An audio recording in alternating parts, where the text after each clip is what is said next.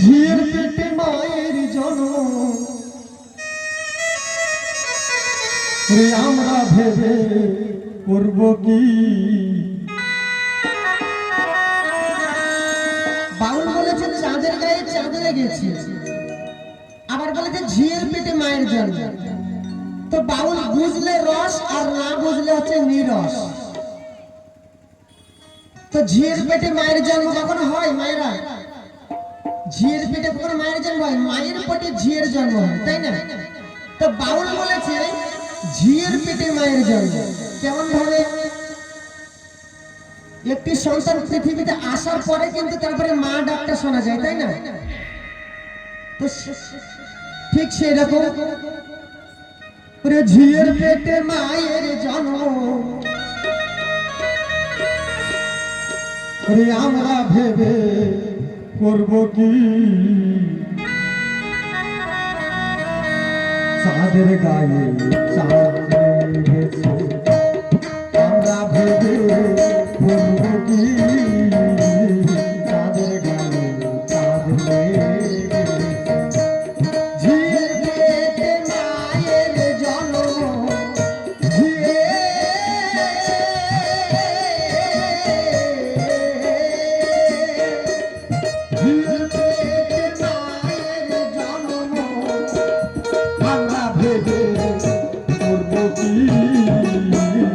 চাঁদের গায়ে চাঁদ লেগেছে আমরা ভেবে করব কি। চাঁদের গায়ে চাঁদ লেগেছে।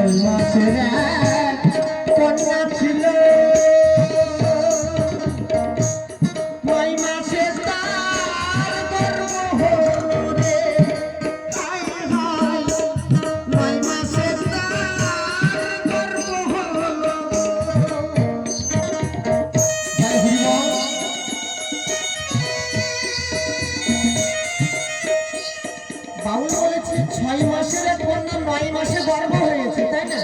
তো 6 মাসের কন্যা কখনো 9 মাসে গর্ভ হয়? তবুও বাউল বলছে 6 মাসের কন্যা 9 মাসে গর্ভ হয়। কেমন ভাবে?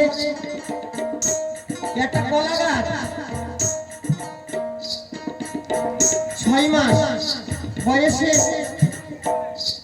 যখন কন্যা থাকে 9 মাসে কিন্তু তার গর্ভ হয়। এই বাউল সুন্দর ভাষায় বলে দিয়েছে 6 মাসের কন্যা ছিল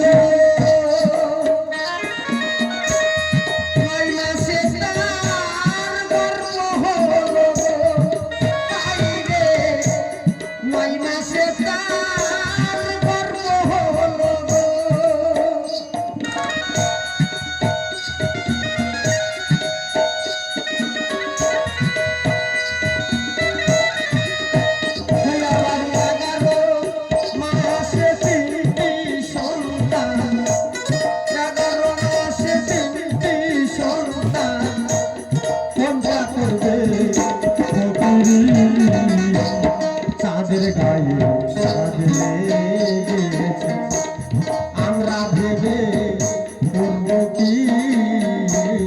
চাঁদের গায়ে চাঁদ লেগেছে।